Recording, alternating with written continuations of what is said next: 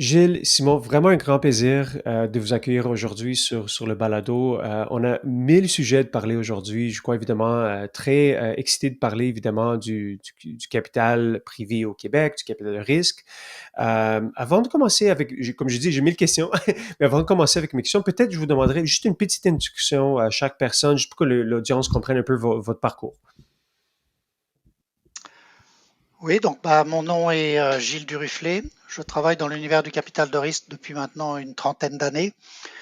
J'ai démarré lorsque j'étais à la Caisse de dépôt et placement du Québec et j'ai fait partie de l'équipe qui a démarré Sofinov, qui était la filiale de capital de risque du Québec en 95 et j'y ai travaillé donc de 95 à 2004. J'y ai été responsable à la fois de la stratégie et du fonds de fonds et ça a été une expérience fondatrice parce que nous avions le privilège d'avoir une assez grande allocation.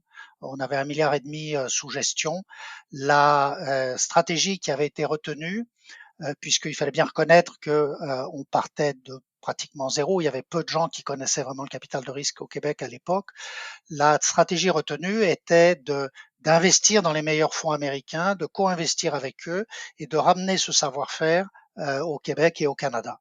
Donc ça nous a donné le privilège de voir de près les meilleures pratiques californiennes et en Nouvelle-Angleterre à un moment où malheureusement l'industrie au Québec et au Canada, j'allais dire, était encore très local et ne comprenait pas vraiment comment ça marchait. Après ça, quand la Caisse a changé sa stratégie et a imparti son portefeuille de capital de risque, je suis devenu consultant indépendant. J'ai fait pas mal de travail avec les investisseurs institutionnels. J'ai eu l'occasion de mener, par exemple, une évaluation de la BDC ou de la Better Enterprise Corporation, de travailler avec d'autres provinces, de faire beaucoup de conseils auprès du gouvernement du Québec, puis aussi du Canada, puisque j'étais sur les comités de VCAP et de VCCI. Et également, j'ai eu l'occasion de travailler de façon très étroite avec la Quebec City Conference qui avait lancé Christian Racicot et qui a bâti une plateforme internationale pour discuter des meilleures pratiques pour soutenir la chaîne de financement pour les entreprises technologiques en démarrage. Donc, nous avions démarré ce qu'on appelait le Public Policy Forum on Venture Capital and Innovation. Il y avait à peu près une grosse centaine de personnes d'une quinzaine de pays et ça donnait une occasion de partage de ce qui se faisait d'intéressant ailleurs. De là, d'ailleurs, on a ramené un certain nombre d'idées du côté des fonds de fonds ou du côté par exemple, des concours de fonds d'amorçage, qui était ce que faisaient les Britanniques avec Capital for Enterprise. Et voilà, c'est en gros, et je Super. continue à faire du conseil dans le domaine au Québec et au Canada. Simon? Simon, à toi. Oui, Simon Pelletier, je suis directeur du Centre d'expertise de Réseau Capital.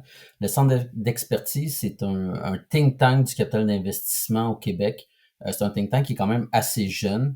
Officiellement, ça fait 3 ans que le Centre d'expertise existe, mais je vous dirais qu'il est en pleine opération. Là, ça fait en fait quelques mois là, que les travaux du Centre d'expertise sont sortis de manière publique. Euh, Personnellement, ça fait environ là, 2 ans et demi là, que je suis maintenant Réseau Capital. J'ai toujours œuvré au sein du centre d'expertise. Si mon background serait quand même assez long à expliquer, à détailler, dans le sens que je n'ai pas un background linéaire, comme on dit. J'ai eu quelques aventures entrepreneuriales.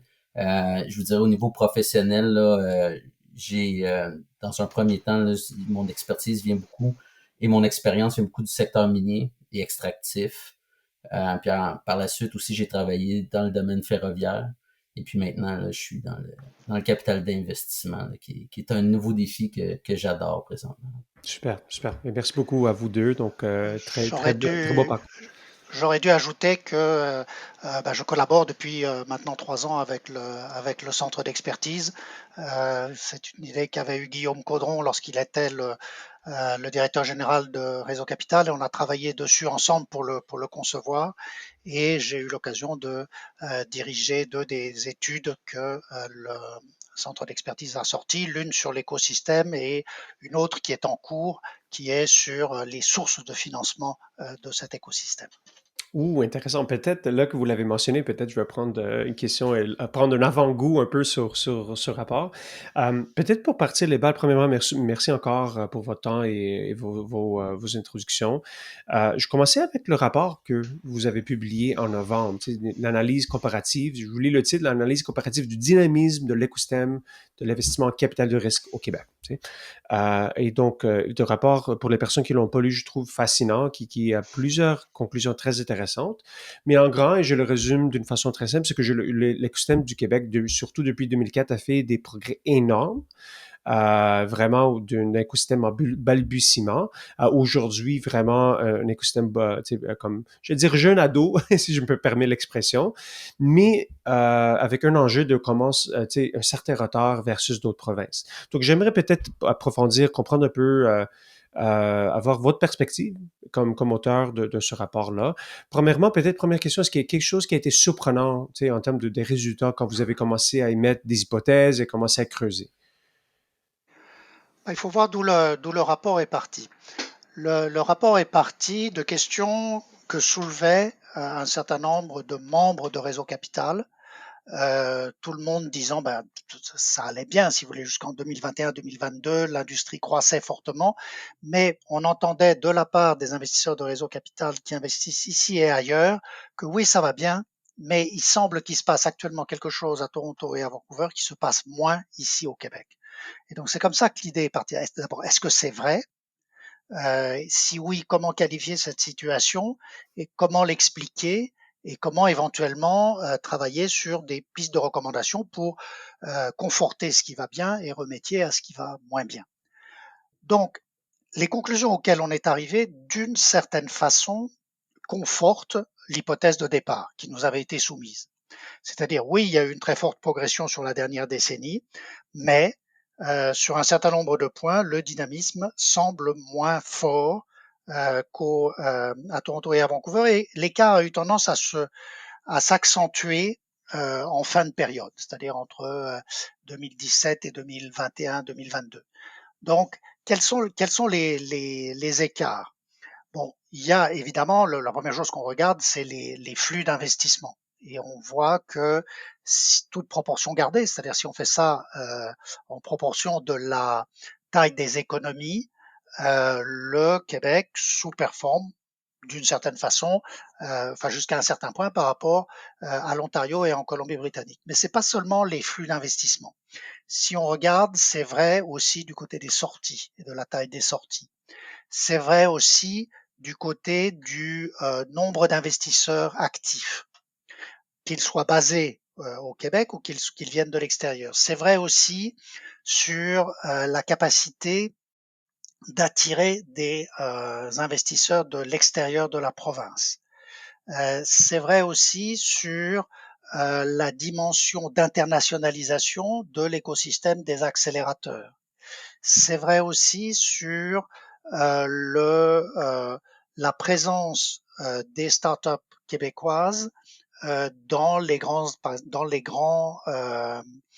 accélérateurs internationaux. Par exemple, le Québec représente à peu près 20% du Canada. Ben, les startups qui viennent du Québec représentent à peu près 10% des startups qui sont présentes à Y Combinator, à Techstar ou à C100.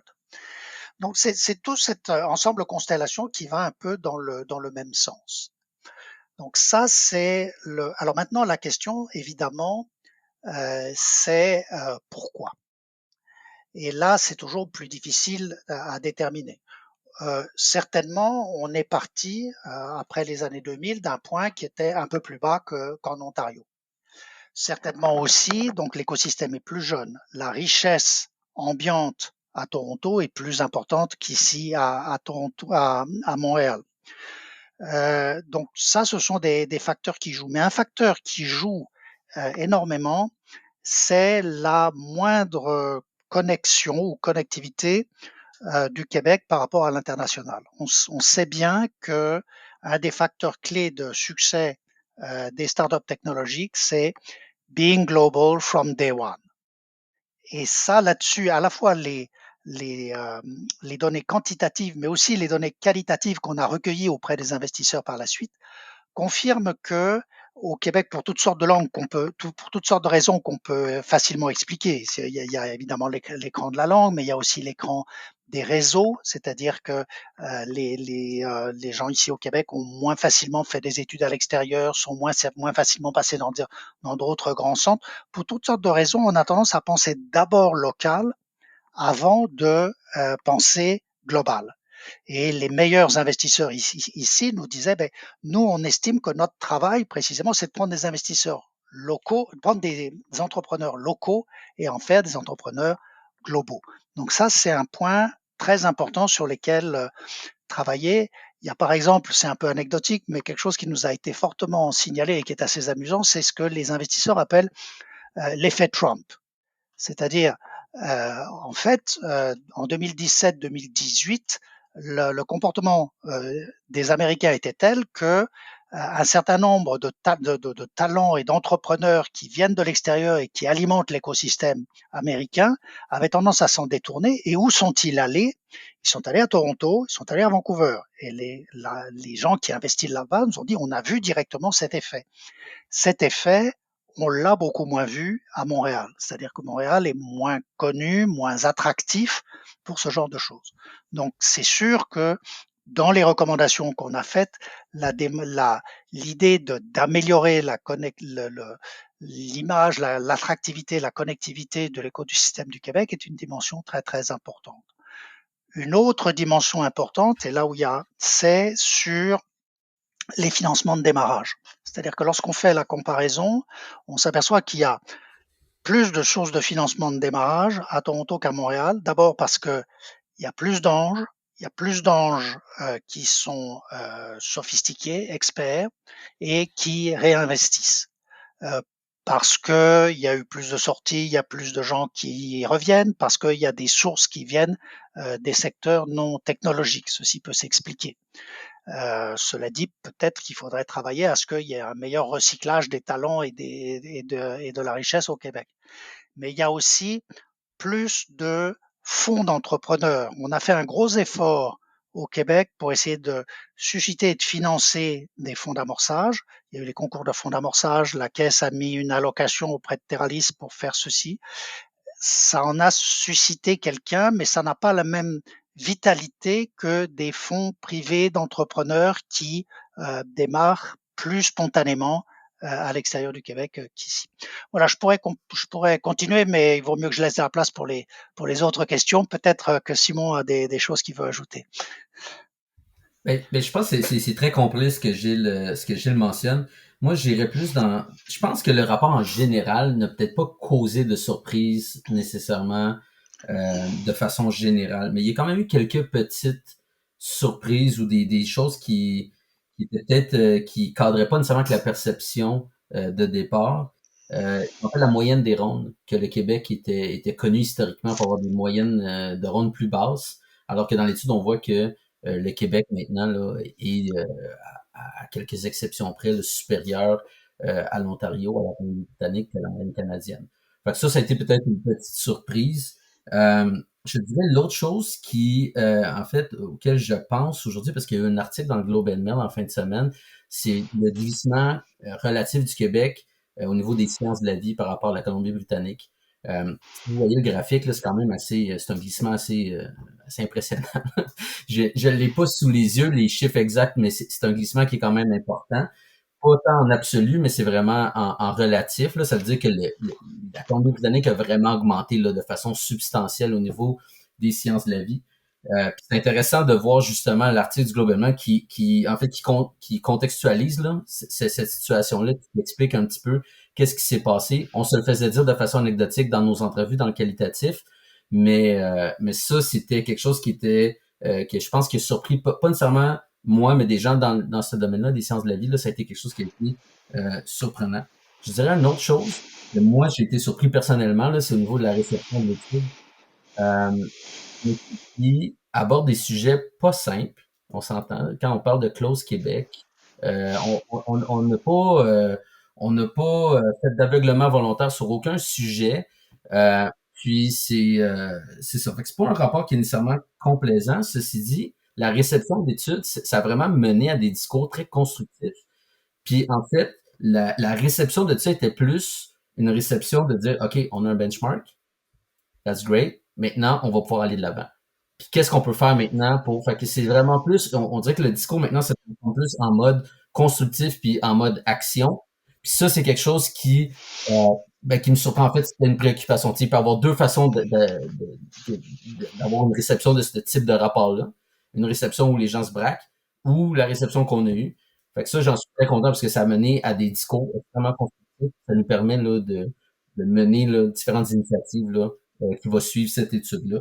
Puis le dernier point que j'aimerais mentionner, c'est que oui, c'est vrai que dans son ensemble, on voit qu'il y a une perte relative, mais il y a quand même eu des belles petites trouvailles. Puis une trouvaille que j'ai faite en crunchant les chiffres, c'était au niveau des Venture Studios au Québec, qui a mené au dossier qu'on a fait en septembre au niveau des Venture Studios, euh, qui est un modèle qui était vraiment intéressant. Puis au Québec, on avait des bons joueurs là-dessus, des tandem launch, des diagrammes, donc des gens qui ont de l'expérience puis qui font des belles affaires et puis de mettre ça en lumière aussi là. Fait que je te dirais là, rapidement là, ça serait ça au niveau des Oui, sujets. ça, non, c'est super, super. Et donc, premièrement, merci à vous deux pour les informations. Comme je dis, il y a tellement de points intéressants à couvrir. Je crois, Gilles, tu as parlé un peu des causes. C'est évidemment difficile à pondérer chacune, mais quand on le voit comme ensemble, comme constellation, on le voit un peu le portrait que vous avez dessiné. Avant de parler solutions, parce que je crois que vous avez aussi fait un très bon travail à parler de pistes, de recommandations et proposer des actions, j'aimerais peut-être approfondir certains des points que vous avez sortis dans le rapport. Tu sais. Donc, par exemple, on parlait juste avant d'enregistrer, Gilles t'a dit, ben, nous, sur le terrain, qu'est-ce qu'on voit? Tu sais, de notre côté, on a un nouveau fonds, on parle à plein d'entrepreneurs et ce qu'on voit, c'est il n'y a pas assez de capital de leadership. Donc, qui veut dire des fonds qui vont écrire un term sheet qui va mener une ronde. Et qu'est-ce qui arrive, c'est que les meilleures entreprises, les meilleurs fondateurs, ben, ils ont des options, ils se font financer ailleurs, dont une qu'on parle présentement, ils ont reçu 5 term sheets californiens et pas une encore canadienne. Donc, pour moi, c'est un signal d'alarme qui veut dire, ben, les meilleurs fondateurs se font financer ailleurs, qui veut dire je vais peut-être prendre un point de recul, car ça, c'est ma perspective. Je ne crois pas que c'est nécessairement mauvais ce que je dis, parce que l'entrepreneur, le fondateur doit faire ce qui est meilleur pour son organisation et avoir une term sheet d'une firme de capital risque de Silicon Valley, c'est pas une mauvaise chose. Mais c'est mauvais qu'on ne peut pas offrir ça pour lui ici. Donc, c'est quoi votre réflexion sur le leadership de capital, des fonds qui sont capables de mener des rondes pour essayer de creuser cet écart-là?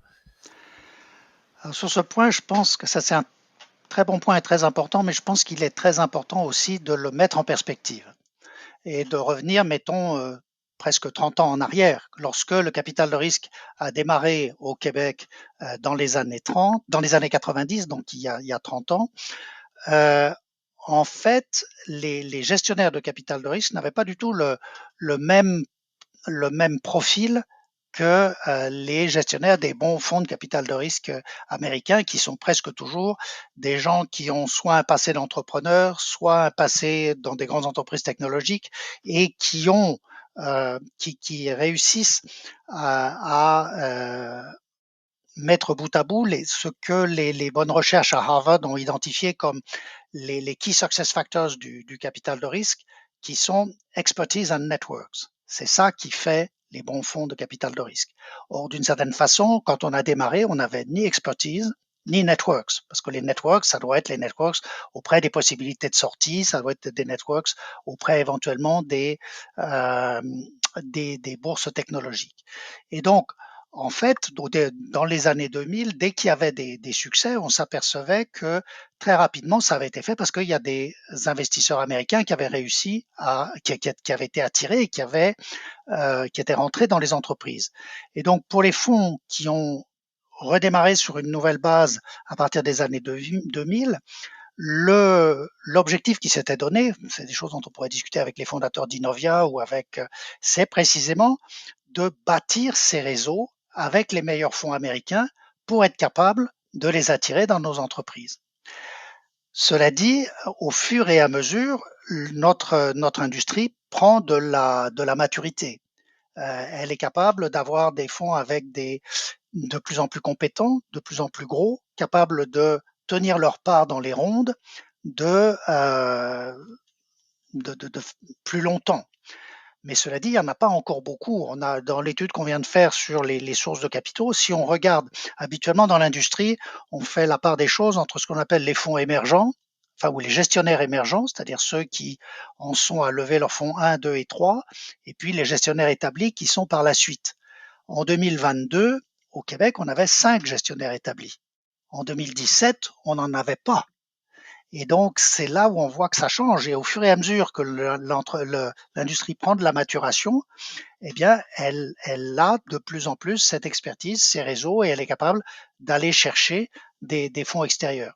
Mais les meilleurs fonds ici vous diront tous, c'est important que on arrive à bâtir des plateformes où on ait des fonds plus gros, où on soit capable de soutenir nos entreprises plus longtemps. Il y aura plus de chances qu'elles continuent à grandir ici plutôt que de se faire racheter au sud de la frontière ou qu'elles se déplacent au sud de la frontière. Donc, c'est un travail qui est en train de se faire. Donc, si on prend la perspective longue, on voit les progrès qu'on a pu faire. Si on prend la perspective immédiate, on dit il y en a pas encore énormément qui sont capables de le faire. Mais je pense que ce qu'on a rassemblé comme information rend plutôt optimiste sur la façon dont l'industrie prend de la maturité.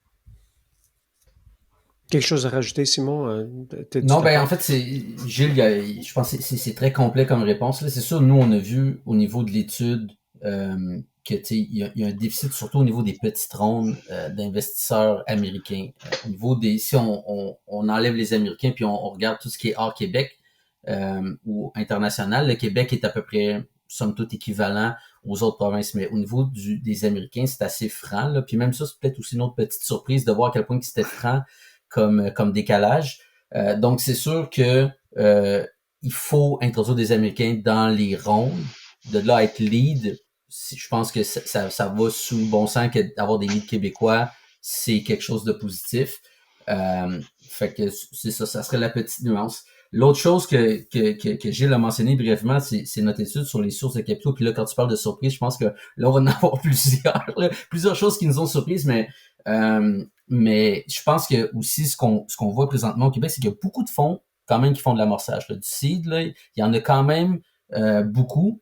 C'est des jeunes fonds pour la plupart, puis des fonds, comme Gilles mentionne, des fonds établis, il n'y en a pas tant que ça. Donc, c'est des fonds qui sont en train de gagner de la maturité. Donc, ça l'explique peut-être aussi pourquoi qu'il y a un peu moins de leadership là, à ce niveau-là. Puis aussi, l'autre chose qu'on a remarqué dans l'étude, c'est que il y a beaucoup des institutionnels en direct, donc en investissement direct, sont très présents maintenant dans l'amorçage, certains, puis c'est pas des gens qui vont leader des rondes, c'est pas des organisations dont le mandat c'est de leader des rondes nécessairement.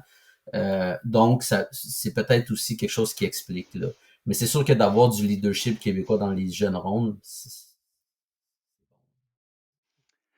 Peut-être pour illustrer sur des cas concrets cette question d'évolution dans la longue durée. Lorsque j'étais chez Sofinov à la fin des années 90 et qu'on regardait les entreprises de sciences de la vie, de bio, le problème à l'époque, c'était de trouver des CEO qui soient capables de diriger des études précliniques. Et il n'y en avait pratiquement pas au Québec.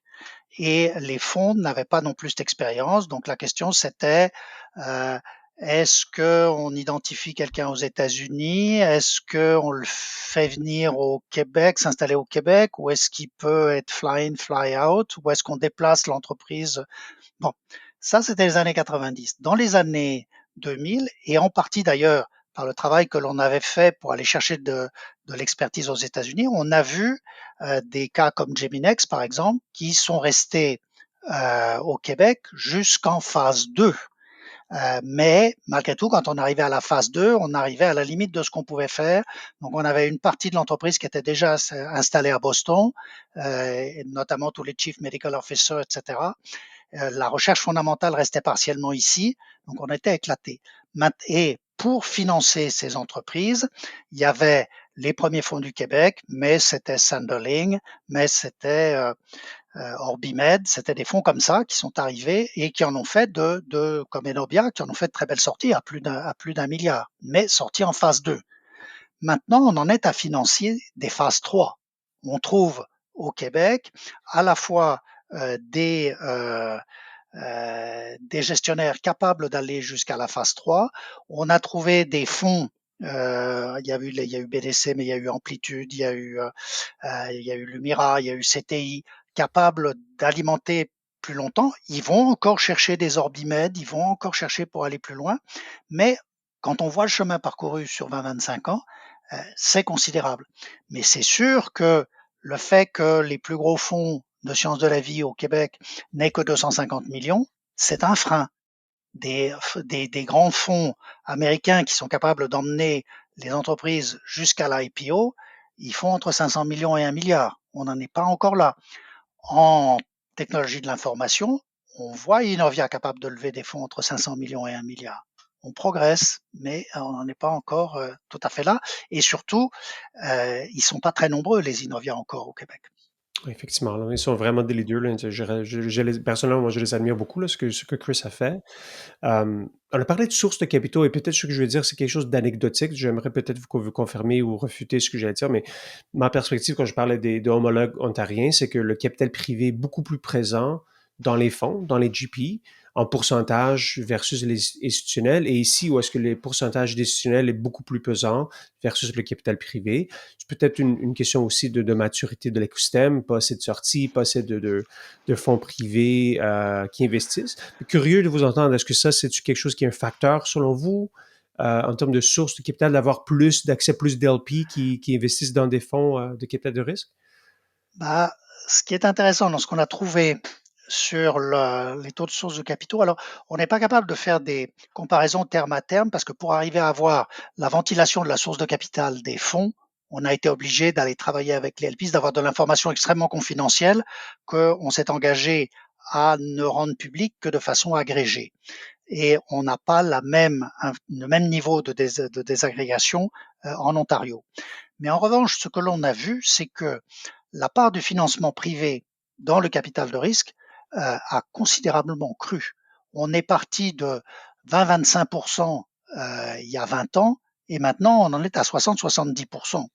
Et ce qui est intéressant à voir, c'est que plus les fonds prennent de la maturité, plus ils sont capables d'aller chercher des LP privés, qu'ils soient québécois, qu'ils soient canadiens ou qu'ils soient internationaux.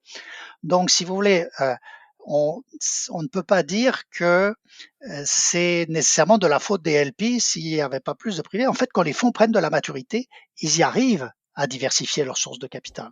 Et le processus est pour le moment bien enclenché. La question, c'est peut-être pourquoi est-ce que ça prend tant de temps pour devenir un gestionnaire établi? Pourquoi est-ce que il y en a pas plus? Ça, c'est les questions que l'on va aller poser aux gestionnaires en commentant les résultats statistiques de notre étude.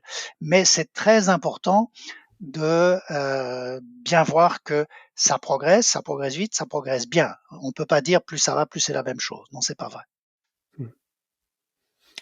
Et en termes d'attractivité de capital, tu sais, ce que je vois, c'est qu'on a beaucoup de fonds privés sont vraiment financés par beaucoup d'institutions simplement québécois. Qu'est-ce qui est nécessaire pour aller attirer? Ou est-ce que c'est juste, comme tu as dit, Gilles, une question de maturité, C'est une plus qu'on question de avance, maturité. plus que c'est moins le cas?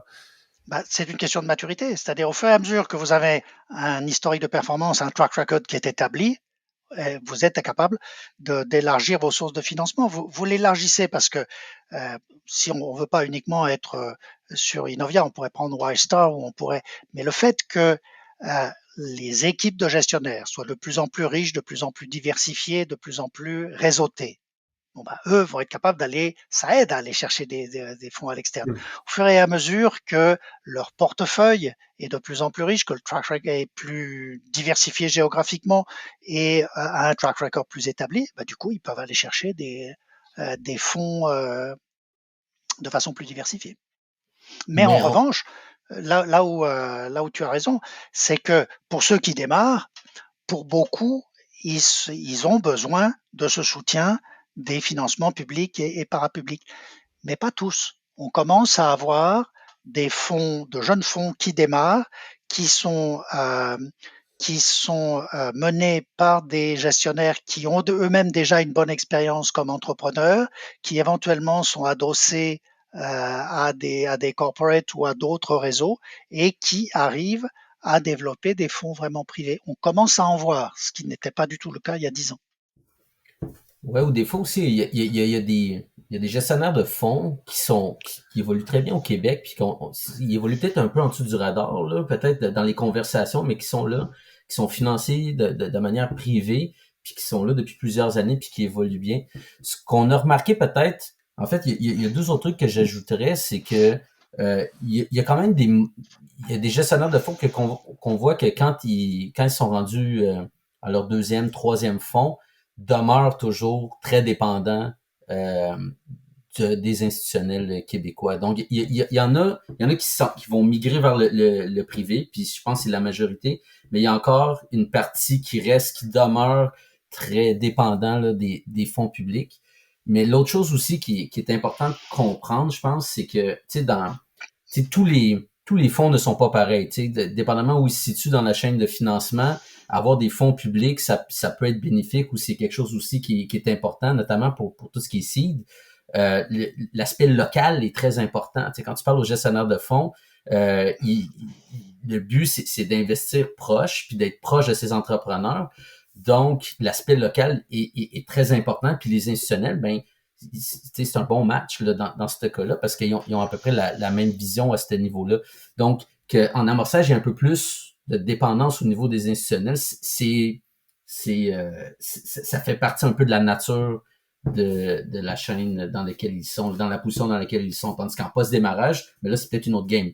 Là, les frontières baissent, puis là, tu veux plus investir de façon internationale, puis tu as moins d'entreprises aussi. Fait que tu vas aller chercher les meilleurs, puis tu veux pas être limité par les frontières. Donc, il y a ça aussi là, qu'il faut prendre en considération. Ouais, non, super intéressant. Vous avez parlé de cette notion de commercialisation internationale et une chose qui est peut-être un stéréotype, on est très beau au Canada et au Québec de côté innovation, mais on n'est pas vraiment nécessairement très fort point de vue commercialisation comme les Américains, par exemple. Et vous avez mentionné cette notion de connectivité au niveau des accélérateurs qui retouche un petit peu le même point. On est très, très bon localement, mais on n'est peut-être pas assez bien de l'exporter. Sur ce point de vue-là, vous avez mis cette recommandation au niveau de se brancher plus dans d'autres réseaux. C'était quoi vos réflexions là-dessus? Qu'est-ce que, quand j'ai lu cette recommandation-là, ça faisait beaucoup de sens, mais je n'avais jamais personnellement réfléchi. Donc peut-être vous entendre un peu sur ce point. Si tu veux le dire, je peux commencer. Ah, vas-y. Ben, au niveau des accélérateurs, là, ce que je remarque, puis c'est pas nécessairement mis textuellement dans l'étude, là, mais au niveau des accélérateurs au Québec, il y a vraiment différentes classes. Ils ont tous le même nom, accélérateur, incubateur, mais tous n'ont pas nécessairement le même modèle. Il y a des Founder Fuel, que ça, c'est le modèle for VC, by VC, c'est le modèle typique américain. Puis on a à l'autre extrémité du spectrum, on a des accélérateurs au Québec qui sont plus des organisations de développement économique. Le but, c'est de créer des entreprises technologiques, mais c'est pas nécessairement de créer des entreprises VCable, parce que tu sais, des entreprises VCable, c'est une certaine catégorie d'entreprises très particulière. Donc, ce qui rend ça difficile à comparer après ça, c'est que il n'y a pas vraiment cette partie-là d'incubateur, d'accélérateur, il n'y a pas cet équivalent-là au Canada. C'est ce qu'on voit au Canada, dans le reste du Canada, c'est beaucoup plus des types Founder Fuel puis des choses comme ça. Puis ça, au Québec, ce qu'on a remarqué, c'est qu'il y en a des très bons, mais il y en a pas tant que ça non plus. Fait que c'est sûr qu'au niveau de la donnée, c'est compliqué à différencier ça. Fait que ça, c'est un point. Je te dirais un autre point, puis là-dessus, je suis biaisé, je l'ai mentionné, parce que c'est un modèle que je trouve extrêmement intéressant, mais c'est tout le modèle Venture Studio. Puis quand tu regardes Tandem Launch, on parle de connectivité internationale. Quand tu commences à creuser davantage ces modèles-là, c'est quand même quelque chose que je trouve incroyable. On parle, tu sais, du brain drain, des IP qui sortent.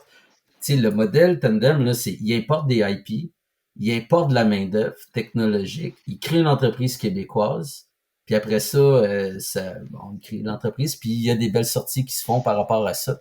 Ça, c'est un modèle qui marche très bien depuis 10 ans, là, même peut-être même maintenant rendu 11 ans. Fait que il y a ces petites pépites d'or là aussi qui existent au Québec. Il y a Diagramme qui est plus récent, mais qui évolue sur le même modèle. Fait que c'est pas nécessairement des accélérateurs, mais c'est un modèle qui crée ses propres entreprises, puis qui marche bien, puis qu'au Québec, on voit que c'est un terreau qui semble assez fertile à ce niveau-là. Il y a un autre modèle intéressant au Québec, c'est celui qui est en clean tech, c'est celui de Cyclomomentum, donc qui est dans la constellation Cycle et qui travaille beaucoup sur la connectivité internationale via les corporates. On sait que les grandes entreprises jouent un rôle plus important en clean tech. Et donc, Cycle a travaillé pour avoir des LPs qui soient des corporates, mais autour de Cycle Momentum, ils mettent en place des modèles pour attirer des partenaires internationaux, co-investir avec eux.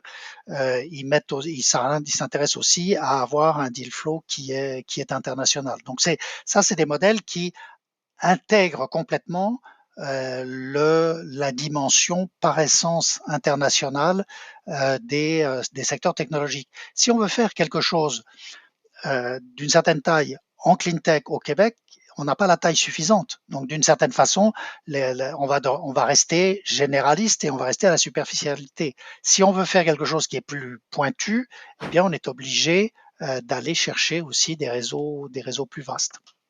Puis peut-être une petite anecdote aussi là, par rapport aux startups, c'est que nous, pendant notre étude, puis je fais un segue là, sur notre étude, pendant qu'on faisait le qualitatif, quand on faisait les entretiens, Thunderfuel était, les gens, ils trouvaient ça vraiment dommage là, qu'il n'y avait plus de Thunderfuel, puis on a entendu parler, puis en fait, là, les choses ont suivi leur cours, puis l'annonce de Thunderfuel qui a été repris là est arrivée, puis en fait, ce que je trouve aussi qui est très bien là, c'est ça montre une solidarité là, au sein de la communauté québécoise des investisseurs que Innovia, que Panache, puis que Real Ventures se mettent ensemble pour recréer ça. Je pense que ça montre aussi là, un beau côté là, de la communauté d'investissement québécoise.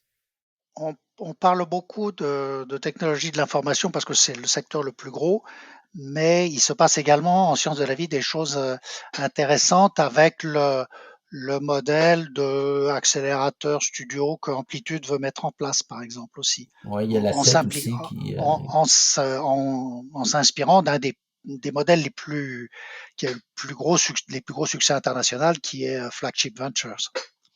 Et, ouais, puis quand on parle d'attraction de talent, la personne qui dirige Preamp, c'est quelqu'un qui vient d'un studio en Californie. C'est un Montréalais, mais qui a étudié aussi je pense, à Harvard. Donc, c'est quelqu'un là qui a énormément de bagages, qui arrive ici. Donc, on parle encore une fois d'import de talent. Puis aussi en sciences de la vie, récemment, j'en vois beaucoup, là, mais la 7 aussi, là, c'est un autre qui va bien là, dans le coin de Sherbrooke. Effectivement, effectivement. Donc, oui, on peut parler de créneaux, parce que oui, comme tu as dit, peut-être, c'est personnel, mais moi, c'est séance TI, software qu'on parle surtout, mais il y a comme sciences de la vie. On parle aujourd'hui beaucoup de quantum, qui est comme un secteur très petit, mais grandissant. Est-ce que, selon vous, est-ce qu'il y a d'autres secteurs qui risquent de prospérer dans les prochaines années, qui sont peut-être pas aussi connus? Ce dont on parle, mais qui n'est pas un secteur, c'est l'intelligence artificielle, qui finalement a des impacts sur presque tous les secteurs. Mais ça va être un vrai défi, et pour les fonds et pour les entreprises, de bien intégrer cette technologie horizontale d'infrastructure. Ça, c'est certainement important. Effectivement. Et là, Et il y a et aussi... là-dessus, et là-dessus, euh, on a, on a l'impression que les choses vont un peu plus vite à Toronto. Ce qui se passe autour de Radical Ventures n'a pas pour le moment l'équivalent à Montréal. Et c'est intéressant de voir que des fonds montréalais s'intéressent à l'intelligence artificielle, mais si on regarde leur portefeuille relié à l'intelligence artificielle est plutôt à l'extérieur de Québec qu'au Québec. Oui, oui. Et c'est ça qui est comme un petit peu dommage, parce qu'il y a quand même des beaux acquis ici, des beaux Oui. entrepreneurs dans l'intelligence artificielle. Je connais plusieurs, mais ils ne parlent pas nécessairement à des fonds locaux. Tu as mentionné Radical, qui est vraiment un peu le vent dans les voiles, super firme. Et on voit que, évidemment, il y a il y a Waterloo et la ville de Toronto. Est-ce que ils ont quand même beaucoup de fondateurs qui viennent de ce milieu-là. Donc, il y a juste plus de richesse à ce niveau-là. Mais ça ne veut pas dire nécessairement que le Québec, on n'a rien. On a quand même plusieurs Ah centres non, d'études il aussi. y a une bonne équipe chez Zinovia. White Star s'y intéresse et fait des choses intéressantes aussi. Mais cette conjonction de deal flow, d'investisseurs et d'écosystèmes de support paraît plus fort actuellement à Toronto qu'à Montréal. Peut-être question, peut-être champ gauche, mais l'entrepreneur dans tout ça, le fondateur, est-ce que vous avez des réflexions, des pensées sur comment est-ce qu'on attire plus de monde dans l'entrepreneuriat? Comment est-ce qu'on peut aussi juste mieux les soutenir? Donc, je suis curieux de vous entendre. Bah, une des choses que montre l'étude, on a regardé, c'est dans le domaine des technologies, en fait, l'impact des gens qui viennent de l'extérieur, de l'immigration, est considérable. Bon, c'est connu en Californie, une proportion, je ne veux pas sortir un pourcentage, mais on dit presque la moitié des startups à succès ont au moins un fondateur qui vient de l'extérieur. Et ça reste vrai également au Canada. Or, là-dessus, on a rassemblé les statistiques que l'on a pu et on s'est rendu compte que à Montréal et au Québec, pour les raisons à nouveau qu'on s'explique bien, qui tiennent à l'histoire, à la langue, etc., eh bien, la présence des talents et des entrepreneurs venus de l'extérieur est moins grande. Et donc ça, c'est peut-être d'une certaine façon un frein. Pour le reste, euh, on revient aussi à ce que lorsque l'on a dit, le being global from day one est essentiel. Or, si on est à Waterloo, on pense immédiatement à Y Combinator, à Taxstar et à aller voir ce qui se passe en Californie. Si on est francophone à Sherbrooke ou à Montréal, c'est moins immédiat. Et ça, c'est quelque chose qui nous est revenu dans les entretiens avec les investisseurs. Ils nous disent les entrepreneurs ont tendance à penser trop local. Il faut ouvrir, il faut ouvrir. Alors, il y a des lieux que Founder Fuel était un lieu qui était immédiatement ouvert comme ça, mais il y en a pas. CDL et HSC est comme ça aussi, mais il y en a pas tant que ça. Donc, c'est certainement des choses sur lesquelles il faut travailler. Je sais que le AXC qui va donner un nouveau départ à Montreal Startup veut aller dans ce sens-là, mais c'est des choses qu'il faut encourager. Il faut encourager la connectivité. Il faut encourager c'est les stats aussi qui l'ont montré. Les, les entreprises qui passent par des startups, par des accélérateurs québécois, se retrouvent beaucoup moins après ça dans des accélérateurs internationaux que leurs homologues du reste du Canada. C'est des choses qu'il faut modifier. Il faut savoir exploiter C100. Il faut savoir exploiter tous ces canaux. Ouais, moi j'ajouterais aussi, ben en fait ça cadre avec ce que Gilles mentionne, c'est que peut-être peut-être il y en a comme Gilles mentionnait Founder Fuel ou la maison Nutman, tu sais le parcours d'un entrepreneur c'est rarement linéaire, right? C'est rarement ça va être ponctué d'étapes, mais de s'assurer que ces gens-là quand ils rentrent, qu'ils puissent se coller à soit des accélérateurs, des studios, des endroits qui peuvent continuer à être entrepreneurs, à mettre à profit leurs skills, puis après ça, qu'ils rentrent dans peut-être dans une autre aventure, soit entrepreneuriale, soit en investissement, peu importe, mais de s'assurer qu'on a des endroits, qu'on les garde dans l'écosystème.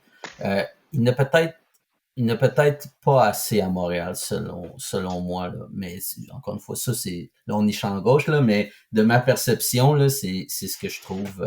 C'est ce que je trouvais qui était incroyable. Puis là, il y a accès, fait que ça c'est très prometteur, mais moi, c'est dans mes expériences entrepreneuriales, c'est ce que j'aimais de la maison Nutman.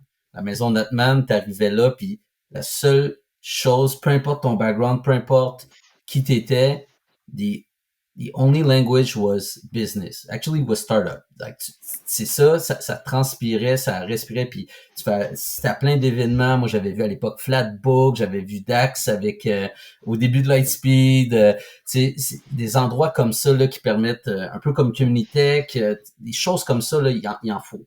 Ils sont très très très importants. Ouais, moi, j'abonde dans le même sens.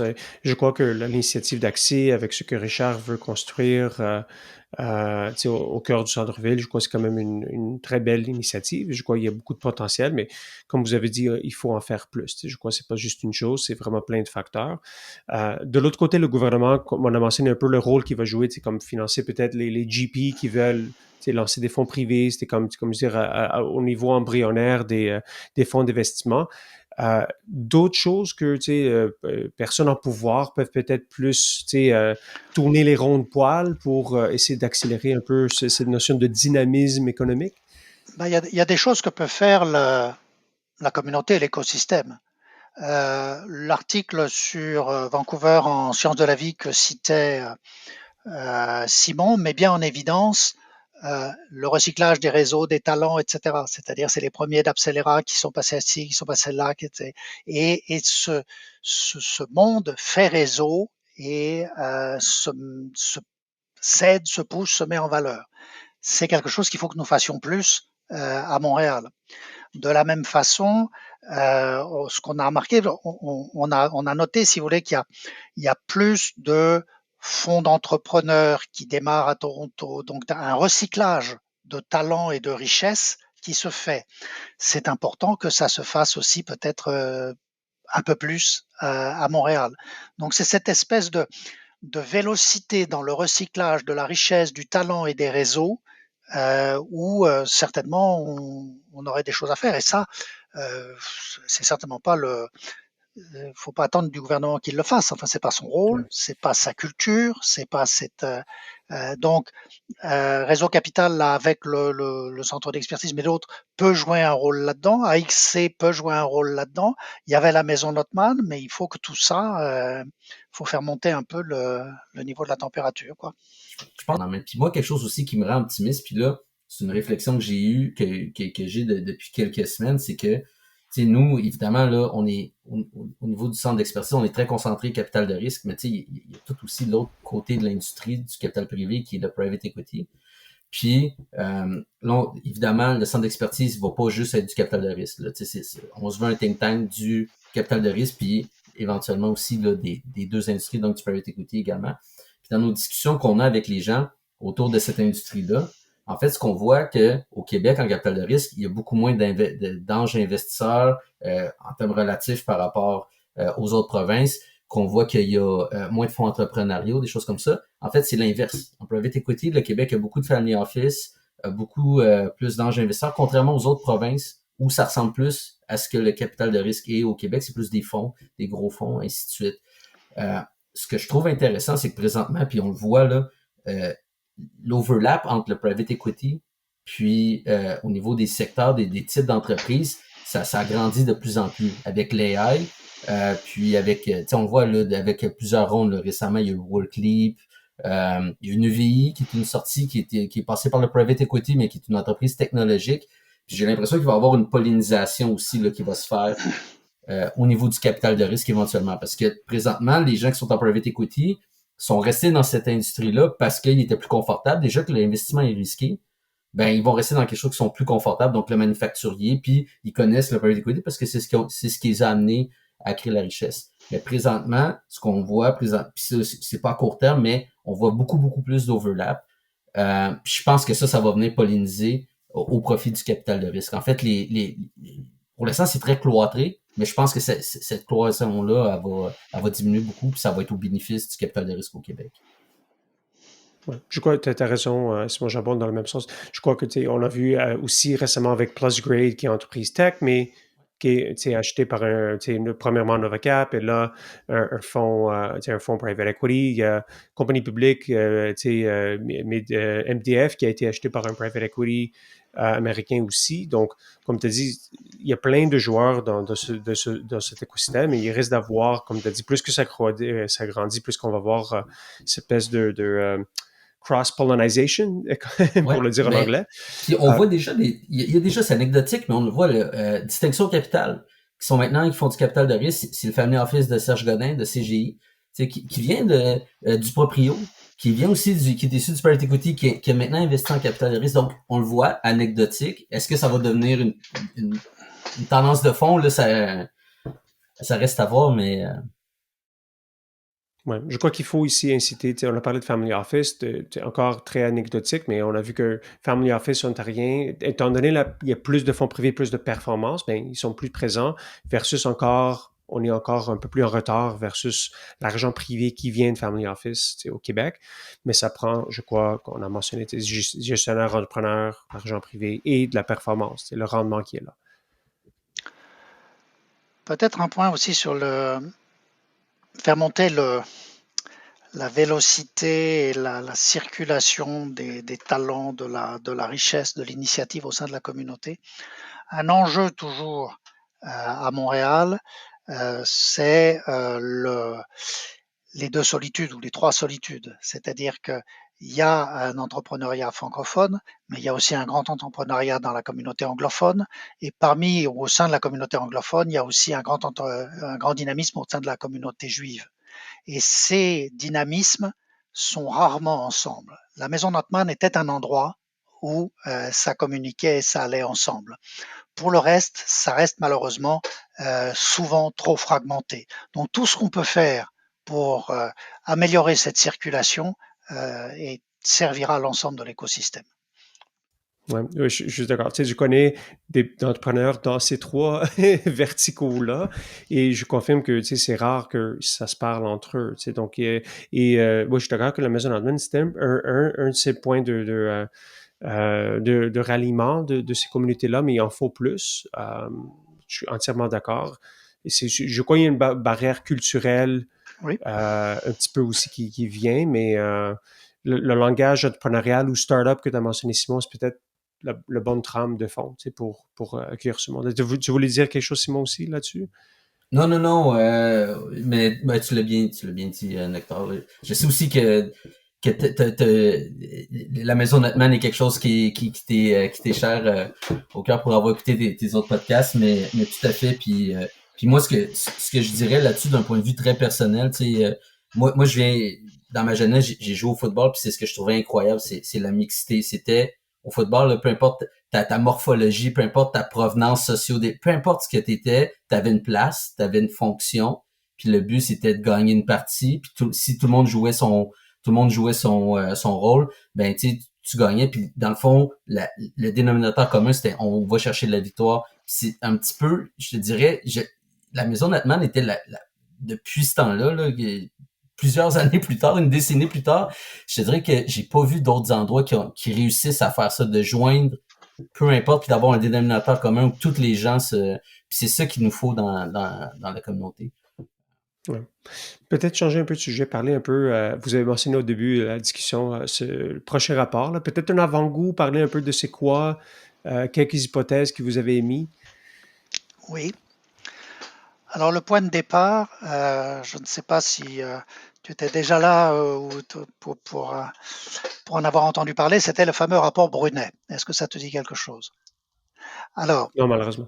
le capital de risque au Québec a démarré dans les années 90, beaucoup sous l'impulsion du gouvernement. Il y a eu les Innovatech, il y a eu la SGF, des investisseurs institutionnels. Donc, il y a eu le Fonds de solidarité, le Fonds d'action, la Caisse et sa filiale Sofinov, et des banques. Et ça a permis de faire démarrer beaucoup d'entreprises de première génération, mais dans l'ensemble avec des investisseurs et des entrepreneurs qui justement étaient des généralistes. Et alors ça a très bien marché tant que le cycle était haussier, mais lorsqu'il y a eu l'éclatement de la bulle, c'est tombé assez lourdement et on s'est aperçu que les rendements étaient très mauvais. Et on a commencé à se poser des questions sur la place que tenaient le gouvernement et les investisseurs institutionnels. Et donc, il y a eu un rapport qui a été donc sous le nom de Monsieur Brunet, qui était un ancien dirigeant de la Banque nationale, mais ce sont des consultants de Secor. Moi, j'y ai participé, mais beaucoup Daniel Denis.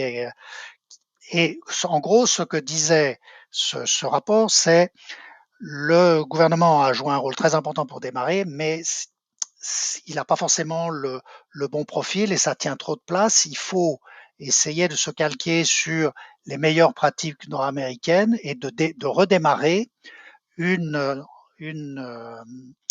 industrie du capital de risque avec des gestionnaires privés. Et donc le gouvernement et les institutionnels devraient se retirer du financement en direct, surtout dans les premières phases, pour passer à un financement en indirect et pour financer justement des gestionnaires privés. Et là-dessus, la Caisse, le Fonds de solidarité et IQ se sont mis ensemble et ont mis une première allocation de 700 millions pour justement aider à démarrer, à propulser des fonds comme ça.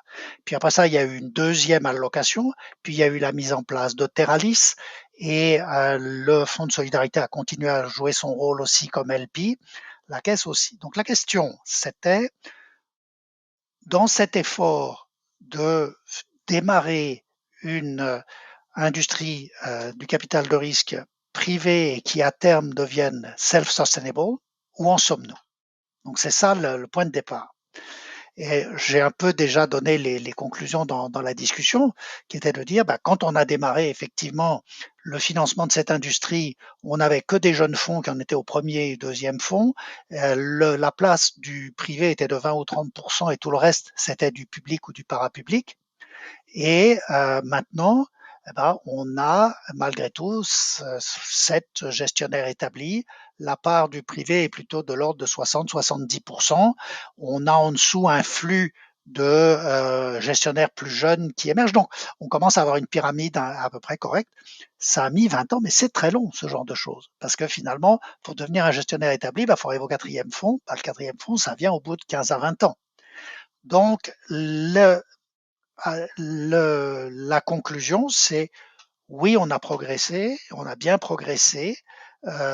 Oui, il reste encore beaucoup de travail à faire pour qu'on devienne une industrie établie et complètement self-sustainable.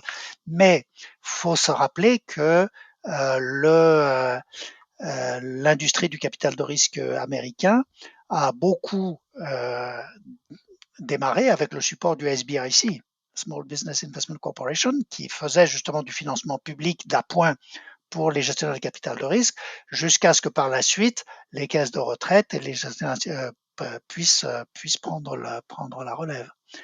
Donc voilà, cet verre peut-être encore à moitié plein, mais qui se remplit. Ouais. Très intéressant. J'ai hâte à lire le rapport qui va être nommé Pelletier du Reflet, qui va avoir la même importance que le rapport Brunet, j'espère. On le souhaite. Donc, super pertinent. Peut-être parlons un petit peu comme dernière question, le centre d'expertise. Donc, on a parlé un peu des acteurs de l'écosystème, et je crois, je lève mon chapeau au rôle que vous jouez, un peu pour mettre la lumière positive et vraiment d'essayer de vraiment aider l'écosystème.